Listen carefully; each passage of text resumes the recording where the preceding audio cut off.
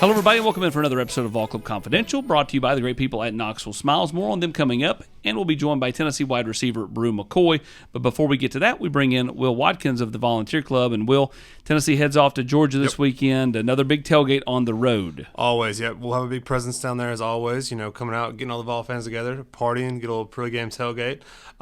Look for in your email, your text, go to the app. You can find out where we're going to be, but as always, we're excited to see the Vol fans. Another trip to Athens. Hopefully a better turnout this trip than last trip to Athens. But, we're excited for this week. Basketball season getting started up and more opportunity to kind of just, get out there and interact with the fans. Yeah, always want to get out and talk to the fans. Basketball season's coming up. Huge class of transfers. We're all excited to see them, hitting the road and starting to play on the floor. Got a bunch of new merch out, so make sure you're going to thevolunteerclub.com, checking out the store, get all our new merch to kind of warm up and get ready for basketball season. That's right, Vol Club Outfitters down off State Street there in downtown Knoxville. He is Will Watkins. Now more on Knoxville Smiles. I'm Tennessee basketball player JP Estrella. Let me give you a tour here of the offices at Knoxville Smiles. Dr. Costa is placing implants with a robot, and it's all done digitally. There's no guessing with this since it's all robotic. Dr. Welko is the newest addition to the office. He loves to research the latest and greatest in technology, so the other doctors go to him for the newest product information and techniques. Dr. Malone is building teeth in the mouth. To him, cosmetic bonding is more like artwork. He does this without cutting your teeth down. It's all about building them up. Guys, we still have a problem. Do y'all have a bigger chair?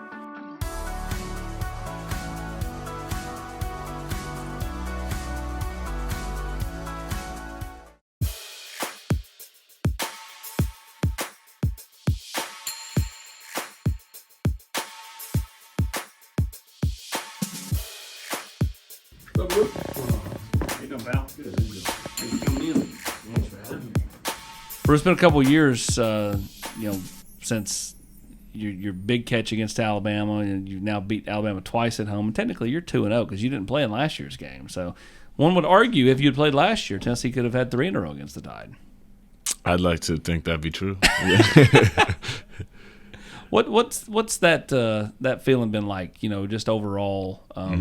To see some of these wins, to obviously get to be part of the celebrations, checker kneeling, dark mode, smoking cigars after Alabama. What's that been like?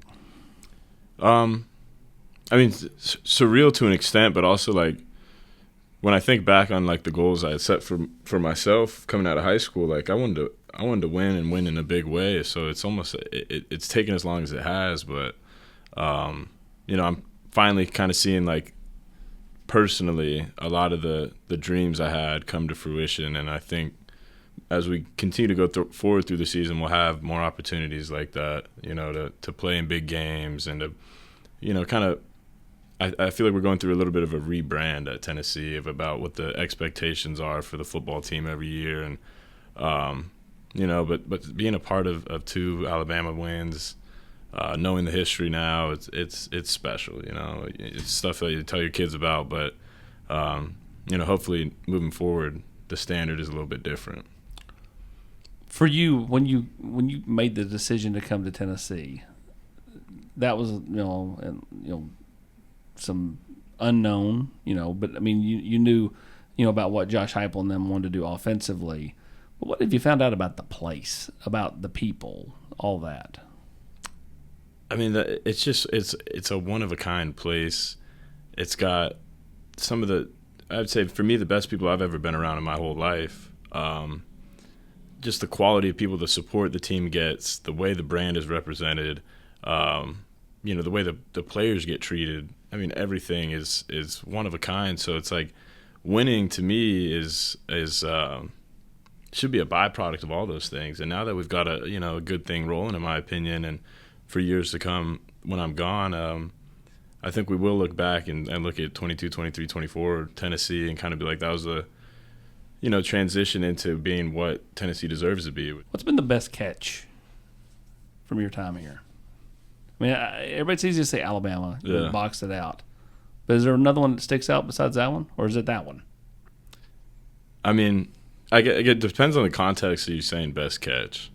Because, I could say Alabama, but the catch I made when I broke my leg, for me, was it was a tough catch, a tough play, but probably the most impactful, and not just from the injury, but from kind of what it did for my life and my mind and, you know, everything to come since. You know, it definitely, you know, you knowing me, I think as people's got to know me in my time here, you know, I didn't have the easiest road to get here. And then you have some success and you think that's, you know, I don't know, it's going to keep existing. I guess that's why they say don't get too high or too low on anything. Yeah. And then, you know, you get injured in like the thick of it, you know, when everything's going good. And so my best catch, I would say, would be Alabama. But most impactful for me was definitely that play. I broke my dang leg. I thought, for me, there was two. There was the diving one against Florida on the 99-yard drive. I thought that was a huge one because that was on the move. Great throw by Hendon and great catch by you. And then I thought your catch at Oklahoma, where it was kind of like fingertips, like, you know, on that deep ball by Nico, was equally, you know, tough, you know, to go get that one. Yeah, that was a tough catch too. I actually hit a speed PR during that one. Did you? Yeah. How fast? I think it was in-game PR now is 21.9. So I was like, yeah, that's pretty. And it was on that play too. So you switched numbers from 15 to 5. I'm never a big fan of changing numbers, especially for your final year. But I thought for you, because you're coming over the injury, it was kind of like a reboot, right? Yeah. You know, easier to kind of like rebrand, as you've called it with football, but for yourself. Yeah. Yeah, to an extent. I mean, whatever makes it an easier pill to swallow for other people, for me, purely like just really loved the number. Never got the chance. It was retired at USC. Got here, Hendon was wearing it. Hendon's gone. Obviously didn't plan on wearing it the year after he left. Yeah. And then this, you gave and it you didn't the necessarily year. really think you were going to be here for this season until you broke your leg. 100%. So then it got a year kind of off. And I came back this year. I was like, man, you know, of all the things that went wrong, this is going right. And going from 15 to 5, you're just dropping the 1. Just the dropping 5's the 1. been there, you know. Which, I mean, so aesthetically, like, whereas, like, you know, Aaron Beasley went from 24 to 6. You know, it's a drastic difference. Yeah. Or Elijah Simmons going from 51 to 10. Yeah, I don't think you'll miss him, though. Yeah.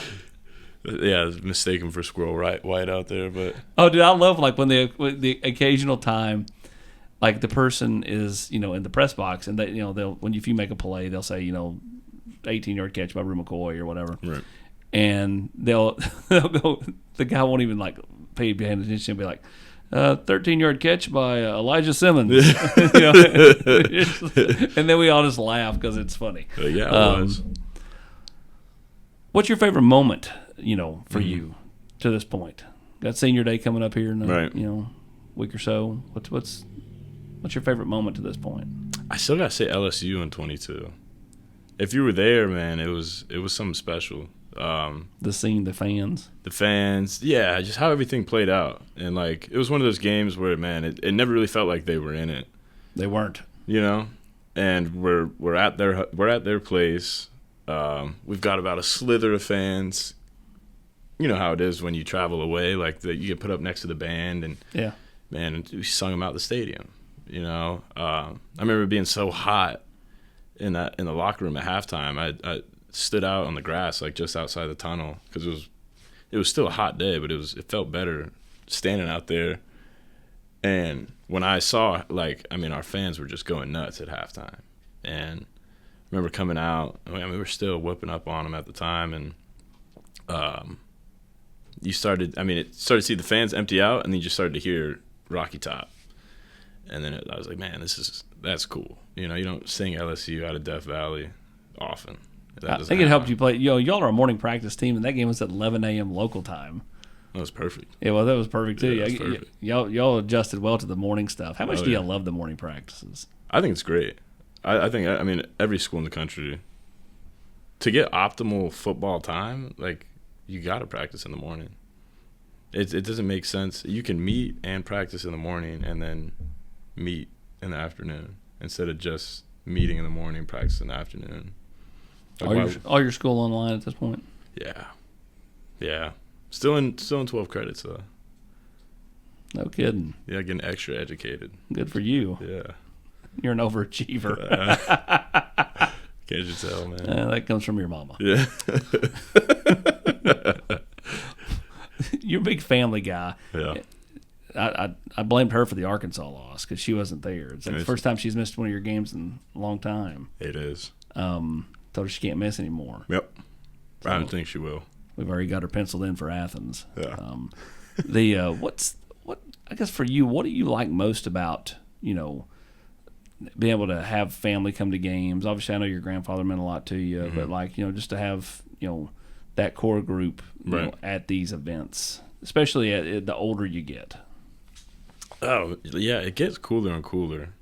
Because you're giving people you care about experiences that they otherwise would never have. And you get to kind of bring them into, like, the stuff that, it's unique to me, and then to get to share it with mom and dad and my sisters or grandparents. Like,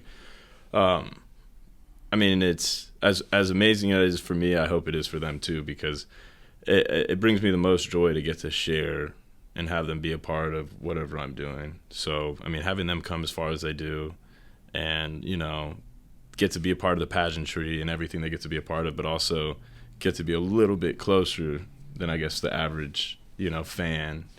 I think that probably makes me the happiest of anything, Being a California kid, I know you love home. California's a neat state. Yeah. But from a football perspective, or you wish you just kind of came here out of high school and not even went? Because, I think it's easy to go, oh, yeah, SC, it's got a lot of, tradition to it. But at the same time, like I was texting Jackson Moy after, the Alabama game, because I had sent him, kind of like you, I sent you that video of you and your girlfriend on the field, and I sent one him like, chest bumping everybody onto the earth. And I said, a little different than Stanford, huh? And he's like, 100%. Yeah. Well, if you look at the time period I grew up in. Oh, yeah. You grew up with Reggie. I get right. it. So it was like, hindsight's 20/20. Sure. When you look at it, I still saw like really talented USC, UCLA teams go at it. I saw really talented receivers.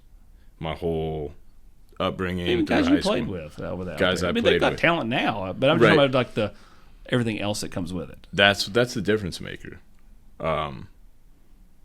Yeah, if I could do it all over, I would have went to Tennessee straight out of high school. We might not be sitting here now having this conversation, but correct. But ultimately, yeah, the grass was much greener on the other side of the fence. In my case, you know what I mean? Yeah, I hear you. Mm-hmm. You talk about the fans taking over to LSU. I thought, and I asked you about this at the end of the. I think I did. Didn't you talk after the Oklahoma game? Mm-hmm. Yeah, because I asked you about like hearing Brew at Oklahoma. Because I was in the press box there is enclosed, so it's not open air, and you could still hear the amount of Tennessee fans that were at Oklahoma when you made those catches. I was just like, dang, like you got to be pretty loud for an opposing crowd to hear that type of thing. Can you hear it? Do you hear that, or are you so zoned in you don't? I hear it. It's probably not. I don't hear it to the extent that it's happening, but I hear it, and it's like. Man, it's like drinking a black coffee at 6 a.m. in that moment. You know what I mean? You're just like my heart rate wasn't 130. It is now after I hear that, especially at away games like that. I don't know. To me, it feels like we have there's a lot of college football fans, and then there's like UT, Knoxville college football fans. You kind of take a step up in every aspect. So like. I don't know. It's nice to know that we go around to different schools and kind of put fans at their own place to shame a little bit, like make them feel bad or whatever. But yeah, man, it's the coolest thing ever. That brings a smile to his face. Now for more on Knoxville Smiles, let's take a listen to Lance Hurd. Knoxville Smiles depend on us to make you smile better. Knoxville Smiles, are you happy with your smile today? Knoxville Smiles, we're all about smiles. Hey, Lance, what makes you smile? Pancake blocks. All right, so when you were out here last, we did Jordan LeBron. We retired that. Now we pull out the phone. We call the one person you can count on to always answer the phone. Who is this person? Is this someone on the team? No, it can be anyone. Anybody? Anybody in your life. Who can you always count on to answer, no matter when you call, any time of day? Any time of day. Yeah. Who can you count on? What? Okay. Does responding count? Like if they say 1 sec, about to call you right back, we counting that?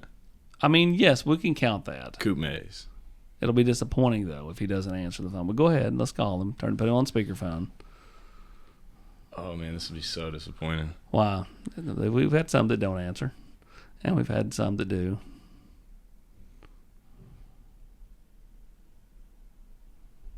Just give him a ring. Yeah. All right. He may have it on Do Not Disturb, which means you have to call twice. Right.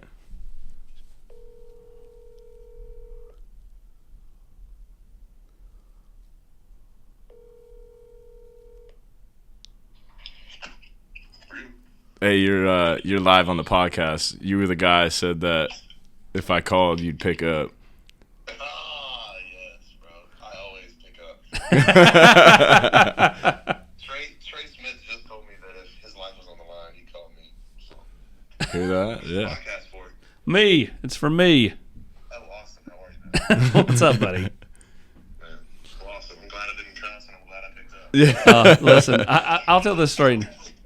The best part was when Kitzelman was out here, he called his buddy from Utah, and the guy answers the phone, and he goes, "Hello, beautiful." Yeah. And I'm like, "Oh, this is great. No, I was loving this." And he goes, "What's up?" And the guy goes, "Taking a."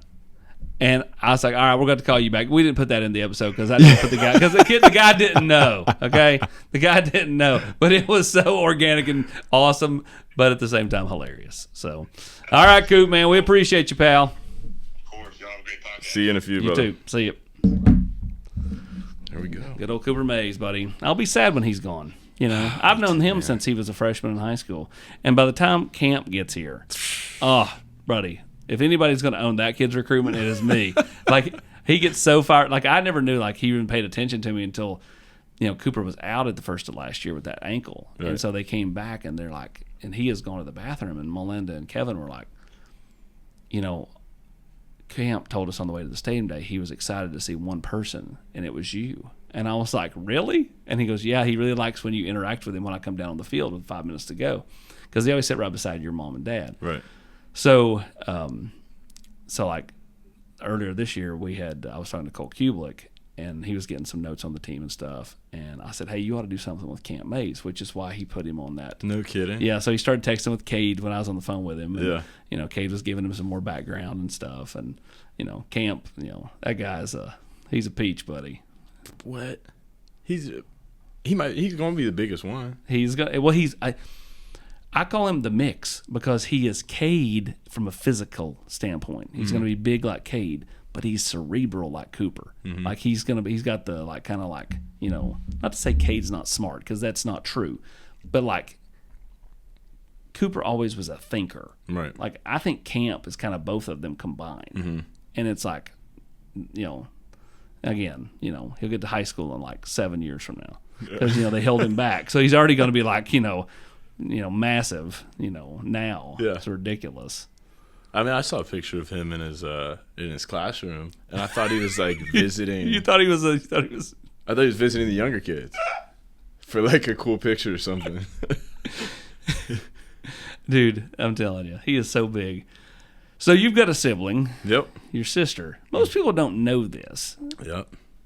and most people don't know that. Like your sister goes to Michigan State. And she was actually in that dorm the night that the Michigan State had that shooting up there. And you were on the phone with her when all We that were was on going on. FaceTime. Yep. When all that one happened. 100%. And that had to be scary. So scary. It was terrifying for me, but the way she was reacting was like, just no panic. She's like, yeah, there's some guy shooting. I was like, you get out? No. You gonna? We're trying. I'm like, all right. Well, I'm freaking out, but obviously. So she was like you she's during all right. the huddle then. Except Calm, for cool, life was on the collected. line, not a third down was on the line. Yeah, she thought it was like, she was a little bit in shock, but also kind of like, she was smiling when we were on the phone, which I was like, what are you smiling about? She's like, this is just so crazy. I never thought this. I was like, yeah, you gotta like get some adrenaline going. I don't know. You might have to jump out a window. Correct. You know? Whatever it takes. Whatever it takes. But, yeah, I mean, thankfully, obviously rest in peace to anybody that was affected by that, because that was... What we did learn from that situation was Brew's not a very good recruiter. He tried to get her to recruit her to come here and failed. I don't know. I guess she likes the cold. You don't like the cold? I don't mind it. I mean, it snowed crazy last year. It did. It did. I feel like... was that your first real experience in snow? Outside of like maybe going to like, Big Bear or something like that? 100%. First time living somewhere where it snowed, yeah. How much did you go out and do snow angels and do sledding and a bunch of stuff? 100%. Even that, you were just coming off injury. Didn't matter. Felt good. Felt good on the old ankle. Put that thing in the snow. No, we built snowman, snow angels. I was in the apartments downtown, and it turned into like an ice rink in the parking lot. Loved it. Slid to the car every day. I had a great time. I think you're destined to get drafted by like a Buffalo Bill type team, like a northern like snow physical. I think I could do it. Oh, I think you could too. Yeah, I kind of like that brand of ball. You know what I mean? Like, I reminisce about the football I grew up on often, because I feel like, I mean, it's a different brand of ball now for sure. It is, yeah. Yeah, but I mean, I grew up playing running back, and I played linebacker in high school, and was never afraid to hit and stuff like that. So, I mean, there's benefits and drawbacks to playing the position I play now and having those skill sets, you know what I mean? Do you look forward to senior day? Bittersweet, to an extent. But at the same time, it's like, man, that means all this is it's closer to coming to an end. And, I'm in no rush for this to be over with. You know, I enjoy my time here. I enjoy the people I'm around. So I'll enjoy it when it's here, you know. Feels like just yesterday we taped that interview out there. Right. You took a big chance because, I mean, you didn't know me from Adam, and you were willing to do something in advance of your announcement. Well, I figured if they were letting you hang if they signed off on me, yes. Yeah. It made it a lot easier. Will you try to do anything, or how will you handle going through the T for the final time? Like, will you like go slow? Will you look around? You know, I mean, because everybody just kind of always just trots through, and I'm like, who's going to be that person that just kind of takes their time and soaks it up and plays to the crowd? Because if anybody could, it would be you, because they're going to do that one last time. Brew. Yeah, man. I think I will. I think I'll take my time and soak it in. You know, why not? You know, you only get to live this life once. And you'll give it a Ray Lewis type, some slow, some cool. Yeah, you know, why not? Take advantage of it, enjoy it, soak it in. But I'm not. I'll look back on it, but I'm not looking forward to it just yet. You know what I mean? What's the one thing most people don't know about you from any secret interest you have that most people don't realize? I'm a big history buff. Like, if you jump in my car, I probably got to turn the music on, because history podcasts all day. Like history as in what? World history. I'm trying to think lately I've been, just because it's, an election coming up, it's teetered more towards current political whatever. But my free time, I'll go I think the last one I listened to is a 3-hour on Genghis Khan. And that would be my car drives. But I know a bunch of random weird history facts because of it. Kind of, I don't know why. So, are you a big, is it just straight world history? You like American history? do you have you ever been how much time have you spent in Washington, D.C.? Not much. But I do know, I know a fair amount about American history. I think my interest started with American history, and then you kind of, we always grew up learning about World War II, and then you learn about who's on what side, and then I got old enough to the point where I was like, well, why were they on that side? and you kind of dig a little bit deeper, and then you hear stories, and you might hear a one-off story about a singular soldier, and then that piques your interest. So then next time you come across another one like that, you're like, let me go listen to this. And it's been probably 4 years now doing that stuff, but that'd be my secret interest is history. But You ever been to a presidential library? haven't. I don't know, like Reagan's out there not too far from, where you're from, and there's been plenty of other ones. You know. No, I haven't been. I'd love to go. That'd be something that interests me. Like I wanted to, we just didn't have time, but this summer I was up in Boston, and I really loved to have went to the JFK library. That'd be cool. That'd be super cool. I mean, I've done all the stuff down in Dallas where he got shot. But, Yeah. I'm big into. I love that type of stuff, man. Really? Yeah, every week, during the national anthem, I just, I'm down deep, man. I get sappy when it comes to that type of stuff. Especially when people get divided on things. On the You're talking about as far as being like a patriot? yeah, just if you ever been to Baltimore and you go to Fort McHenry, which is where Francis Scott Key watched the Battle of Baltimore, and that's where he wrote the Star Spangled Banner. I don't know. I just get to, you go to like Betsy Ross in Philadelphia and you see the flag. And Right. I don't know. Like, I just, I guess it brings me back to saying the Pledge of Allegiance when I was in 4th grade and, all Right. that stuff that, Right. I just think you lose your way as you get older and you get into other things and, I just enjoy that type of stuff. It's like a grounding thing. Yeah. Yeah. I know what you mean. It's kind of like that food in like Ratatouille. When he eats it, it like flashes him back. Flashes. Yeah. I did not know we were going over the Ratatouille reference. You a Disneyland guy? I like it. I wouldn't say I'm like Disney adult, but like I think it's a fun day. Now, like it used to be rides. Now it's more like, let me go check out this movie I used to like when I was a kid. Then I might go walk around the shop a little bit, eat some food. What was your favorite Disney movie as a kid?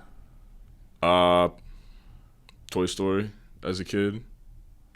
I was a huge Toy Story kid. Probably that. Lion King. You remember that movie Robots? Yes. Loved that movie when I was a kid. And then Fishtails. I would say those come to mind. See, for me, like DuckTales. I watched DuckTales. DuckTales. That's some good.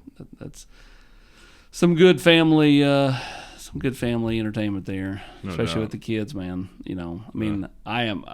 There's no doubt about it. You would call me a Disney adult. I love the parks. I love taking my kids and seeing their face when they saw characters and that type of stuff. But I do love. We started doing Disneyland quite a bit. I love Disneyland. Disneyland's my jam. Land Over World? Yes. Why is Now, that? it's more laid back.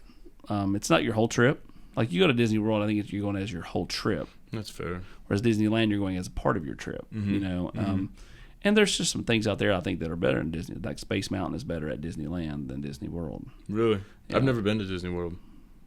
Now, but there are certain things you can't replicate at Disney World, right? The Animal Kingdom, Right. Epcot, and the countries, 100%. all that stuff is super neat. But my kids love Disneyland. Wow, that's crazy. Yeah, oh yeah, they're big into that. They're big into the Disneyland. It's good times. It's Go to Anaheim. Anaheim, yeah, Anaheim, and but you can go a lot of different places there. Oh, yeah. In a couple hours from Anaheim. Yeah, you got Costa Mesa, you got Newport, you got Santa Ana's right there. But you can be down to San Diego in an hour and 10 minutes. Yeah. And, back Very over central. back over to LA in 5 hours. With the traffic. Go 40 miles. Go 40 miles. Oh, dude, I was talking to your dad, leaving the Arkansas game, and he was talking about that, like just getting to the grocery store is he's like, I have to account for all the extra time just to go get some Oreos. Yeah. Tell you what, I'm early to everything here. It's been a benefit for me. Like, I'm like, oh, this is 10 miles away. Let me leave this time. I'm like 10 minutes early every time. It's not been too bad. But man, yeah. I mean, I drove an hour and 30 miles, so I drove an hour and a half to school every day for 3.5 years. Yeah. And, man, that'll get you listening to podcasts. I'll tell you, we just run out of music. Like, I would say, like, where that history interest come from is, like, I just driving so much. I need something else to listen to. Was it just you by yourself? Yep. sometimes I would carpool with. I had one teammate that we lived close, but I was still getting up earlier. I didn't like to wait around, so if he wasn't ready, I was leaving, type of thing. But, yeah, LA traffic's terrible. I was driving 110 to 405 to 22 every day, twice, hour and a half, both ways, peak traffic hours. It drove me crazy. Dodgers, yes or no? Dodgers fan? Absolutely. Dodgers, Lakers. Dodgers, Lakers. Hate the Clippers. Hate the Angels. And go Kings. Go Kings. What? I know you don't care. Yeah. But if you could draft yourself, where would you get drafted to? Oh. Probably Houston. I'm with you on this, and this is what I always told Trey Smith. The best thing that ever happened to Trey was the blood clots, because he would have gotten drafted higher without them, and he may not have went to the Chiefs. And when you go to a place that is stable at quarterback, it makes it a lot more stable for everybody else. And that would be Houston. They're stable at quarterback. That's what I kind of racked my brain for, was a young quarterback that you can tell they're building and invested in. Because I think a lot of the teams that came to mind, they've got an older veteran quarterback kind of playing himself. Yeah. You know. Like the Jets right now. I mean, how much longer is Aaron Rodgers really going to go? This year, maybe next year. Yeah. Maybe. And then it's a total redo, and, Mm-hmm. It's not like if I was Devontae Adams, I mean, in a year or two, you may end up just be going somewhere else again anyway. Right. I thought that whole ordeal was strange. I don't know why they traded away. I'm just blanking. Zach Wilson? No, at the Raiders. Oh yeah. His quarterback from college at Fresno State. Yeah. Because I mean, to me, when you, as a spectator, you looked and you're like, oh, this is like the get back together moment. And they're gonna finish their careers together. Then he gets there and they trade him off, and I'm sure they used him as the selling piece. Yes. Yeah, it's just one of those weird things. Probably what made him more, like, I guess, disloyal. Like, I don't need to. Yes. Who knows? I'm a huge Devontae Adams fan, though. I'd love to be able to get to learn from him or anything like that. I think he's one of the best. Big, physical. Really quick. Not a guy, like, a lot of what he does is unique to him. So, we'll wrap up here. You referenced Ratatouille and the flashback. Yeah. Years from now, Mm-hmm. what will be the flashbacks of Tennessee football for you? A lot of it will come from, like, the locker room and, like, moments with my teammates that, you just won't ever get that circumstance back, where it's 10 of y'all and you're all best buds and you're hanging out and it's this congenial, like, it feels like it's fleeting in college football, for one, but also just as you get older. Every guy I talk to at the next level says, man, just enjoy it. Enjoy it while you're there. It's never the same. Even the guys first year out are like, man, just enjoy it while it's there. Because that camaraderie and those friendships, like, you might get something similar, but the odds are much lesser at the next level. So I'll look back on, like, the days at 2 o'clock in the afternoon, I'm sitting in the locker room with 5 of my buddies and talking about nothing, Well, he's left a lot of memories, a lot of indelible memories here on Rocky Top. Tennessee fans will have a lot of flashbacks of 15 and hopefully a few more 5 moments between here and the house, man. Look forward to Senior Day, and good luck the rest of the way. All right, thank you. Good coming in. Thanks. Appreciate you, Nathan.